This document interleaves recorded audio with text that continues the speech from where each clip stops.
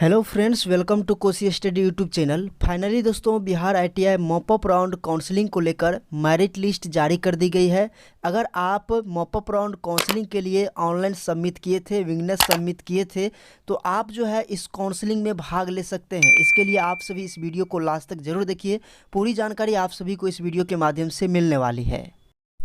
इसके लिए सबसे पहले आप बीसीसी बोर्ड के ऑफिशियल वेबसाइट पर आ जाइए और यहाँ से आईटीआई कैट के सेक्शन में आ जाइए और यहाँ पर देखेंगे अभी अभी एक नोटिफिकेशन जारी किया गया है। आप जो है इस नोटिफिकेशन को डाउनलोड कीजिए। पीडीएफ ओपन होने के बाद आप सभी यहाँ पर देखेंगे कि आज की दिनांक में ये नोटिस पब्लिक किया गया है और यहाँ पर समझने वाली बात ये है कि मॉपअप राउंड काउंसलिंग कैसे होगा, कब होगा और कहाँ पर ये काउंसलिंग होगा। तो दोस्तों, बहुत सारे ऐसे स्टूडेंट हैं जो अलग अलग डिस्ट्रिक्ट से हैं, तो सभी डिस्ट्रिक्ट का काउंसलिंग अलग अलग तिथि को होना है। तो सबसे पहले इसकी प्रक्रिया को समझ लेते हैं। जो भी सीटें द्वितीय राउंड के बाद खाली बच गई थी, उन सीटों पर नामांकन के लिए ऑफलाइन मॉपअप राउंड काउंसलिंग आयोजित करवाई जा रही है। और इसके लिए यहाँ पर देखेंगे 14 दिसंबर से 20 दिसंबर 2021 तक जो है मॉपअप राउंड काउंसलिंग के लिए ऑनलाइन विंगनेस सबमिट फॉर्म लिया गया था और खाली सीटों पर काउंसलिंग के लिए 5 गुने स्टूडेंट को यहाँ पर बुलाया जा रहा है जो मॉपअप राउंड काउंसलिंग में भाग लेंगे। अब यहाँ पर जो है किनका किनका सिलेक्शन हुआ है वो चीज़ें आप सभी देखेंगे, लेकिन उससे पहले आप एक बात और जान लीजिए। जितने भी स्टूडेंट का यहाँ पर मेधा सूची में नाम आया है या फिर रोल नंबर आया हुआ है, जिसका सिलेक्शन हुआ है, उसका काउंसलिंग होगा कहाँ?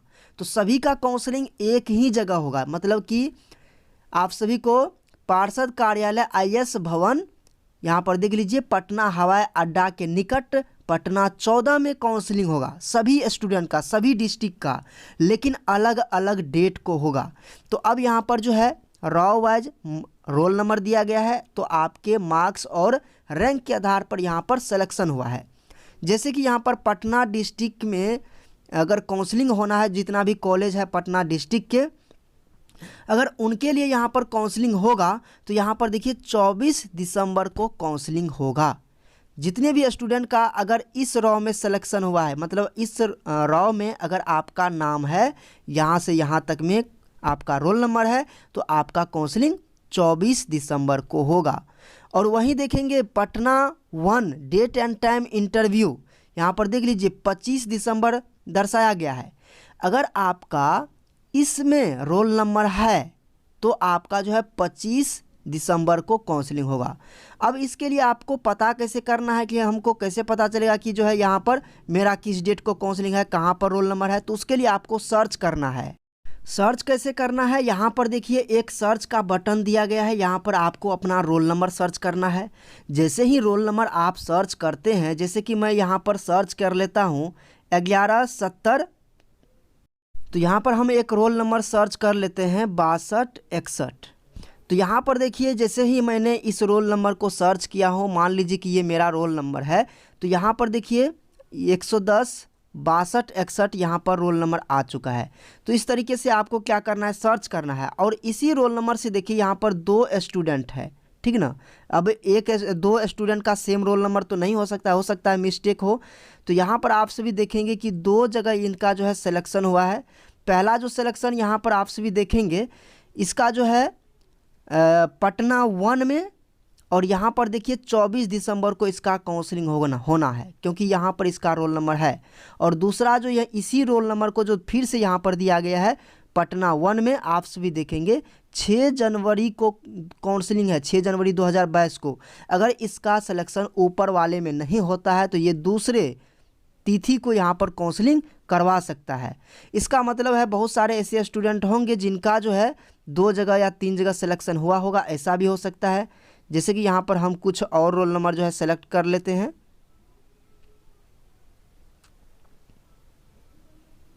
जैसे ही हमने 110 28 96 सर्च किया है, यहाँ पर आप सभी देखेंगे इनका भी जो है 2 जगह नाम आया हुआ है। पहला जो इसका नाम है आया हुआ, आप सभी देखिए 1 नंबर में, इसका जो काउंसलिंग होना है यहाँ पर देखिए 25 दिसंबर को काउंसलिंग होगा। इसी तरीके से आपको अपना रोल नंबर सर्च करना है, आपको पता चल जाएगा कि 25 दिसंबर को काउंसलिंग है आपका या फिर किसी और डेट को है। और दूसरा काउंसलिंग जो इसका होना है, अगर मान लीजिए 25 दिसंबर को नहीं होता है तो यहाँ पर देखिए 6 जनवरी को इसका काउंसलिंग होगा। तो यहाँ पर आप सभी देखेंगे बटन है, तो यहाँ पर आपको आगे पीछे करना है। जैसे ही आगे पीछे आप टच करेंगे आपका जो है इसी तरीके से दिखाएगा। अब आपको पता चल गया कि आपका काउंसलिंग 25 दिसंबर को है और हमने आपको बता दिया है कि काउंसलिंग होगी कहाँ, तो पटना IS भवन 14 पटना निकट जो है यहाँ पर 14 में जो है काउंसलिंग होगा। तो आप सभी को अपना सभी डॉक्यूमेंट्स तैयार कर लेना है। क्या क्या डॉक्यूमेंट्स लगेगा उसकी जानकारी भी हम आप सभी को दे देंगे। इसके अलावा आगे की जो प्रक्रिया होगी आप सभी को मालूम है। जैसे ही आप काउंसलिंग के लिए स्थल पर पहुंचेंगे निर्धारित तिथि को, तो आपका जो है डॉक्यूमेंट्स वेरिफिकेशन होगा। डॉक्यूमेंट्स वेरिफिकेशन होने के बाद अगर हो जाता है डॉक्यूमेंट्स वेरिफिकेशन, तब तो आपका पक्का है, आपका एडमिशन भी हो जाएगा। तो इस तरीके से जो है आप सभी काउंसलिंग करवा सकेंगे। अब यहाँ पर एक सवाल और है, जितने भी स्टूडेंट्स का यहाँ पर रोल नंबर आया है, मान लीजिए कि इतने सारे स्टूडेंट का, इतनी सीटें खाली है क्या? तो इतनी सीटें खाली नहीं है। अगर मान लीजिए कि 2 सीटें खाली है तो इसका 55 स्टूडेंट को बुलाया गया है, मतलब 2 सीट पर नामांकन के लिए 10 स्टूडेंट को बुलाया गया है। तो इसमें जो स्टूडेंट मान लीजिए कि आपसे ऊपर है या हाईएस्ट मेरिट वाले हैं तो उनका पहले सिलेक्शन होगा। अगर वो अनुपस्थित हो जाते हैं या फिर उनका नामांकन नहीं हो पाता है तभी जो है आपका काउंसलिंग हो पाएगा। तो यहाँ पर जो है जितने स्टूडेंट पहुँचेंगे सभी का एडमिशन नहीं होगा, मतलब 5 स्टूडेंट में एक ही स्टूडेंट का यहाँ पर काउंसलिंग हो पाएगा। 4 स्टूडेंट यहाँ पर क्या हो जाएंगे, बाहर हो जाएंगे, क्योंकि 5 गुने स्टूडेंट्स को बुलाया गया है। तो सभी स्टूडेंट्स का ज़रूरी नहीं है कि आपका काउंसलिंग हो ही जाएगा, लेकिन आपको सभी डॉक्यूमेंट्स के साथ जो है काउंसलिंग स्थल पर पहुंचना है और चेक कर लेना है इसी तरीके से आपका काउंसलिंग कब है। क्योंकि यहाँ पर जितने भी स्टूडेंट्स हैं मैक्सिमम का यहाँ पर देख रहे हैं कि 2 तिथियां का जो है यहाँ पर काउंसलिंग दिया गया है। हो सकता है किसी का 25 दिसंबर में हो तो फिर उसी स्टूडेंट का 6 जनवरी को भी दिया गया है।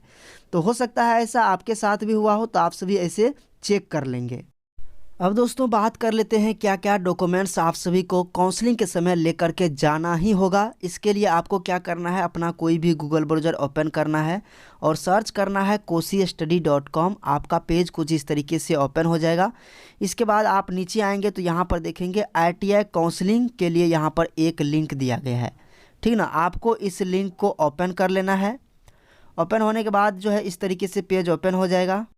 इसके बाद नीचे आते हैं तो यहाँ पर सभी प्रकार की जानकारी दी गई है आसान शब्दों में, आप चाहे तो यहाँ पर पढ़ भी सकते हैं। तो चलिए यहाँ से हम आपको नीचे ले आते हैं और यहाँ से शेड्यूल देख लीजिए। अब क्या क्या डॉक्यूमेंट्स लगेगा उसके बारे में भी आप जो है जानकारी ले लीजिए। तो जैसे ही आप नीचे आते हैं आप सभी यहाँ पर देखेंगे कि ऑनलाइन आवेदन की, यहाँ पर देखिए डाउनलोड प्रति जो आवेदन शुल्क जमा किए थे वो आपको ले लेना है साथ में। इसके बाद मैट्रिक का और इंटर का जो है अंक पत्र, प्रवेश पत्र और मूल प्रमाण पत्र। अगर मूल प्रमाण पत्र नहीं है तो इसके बदले में आप जो है प्रोविजनल सर्टिफिकेट ले लीजिएगा। इसके बाद यहाँ पर देखिए CLC आप सभी को लेना ज़रूरी है, ये ओरिजिनल आपको लगेगा। जितना भी ओरिजिनल डॉक्यूमेंट्स है ये आपको लेकर के जाना है और इसका 2-2 प्रति फ़ोटो स्टेट भी लेकर के जाना है। इसके बाद देखिए प्रव्रजन प्रमाण पत्र, जो माइग्रेशन होता है 12th पास आउट होने के बाद माइग्रेशन मिलता है, तो ये आपको ले लेना है। कैरेक्टर सर्टिफिकेट और जो अप्लीकेशन फॉर्म ऑनलाइन अप्लाई किए थे इसका पार्ट 1A और पार्ट B ले लेना है। रैंक कार्ड ले लेना है। रजिस्ट्रेशन और चॉइस फिलिंग जो किए थे वो आपको स्लिप ले लेना है।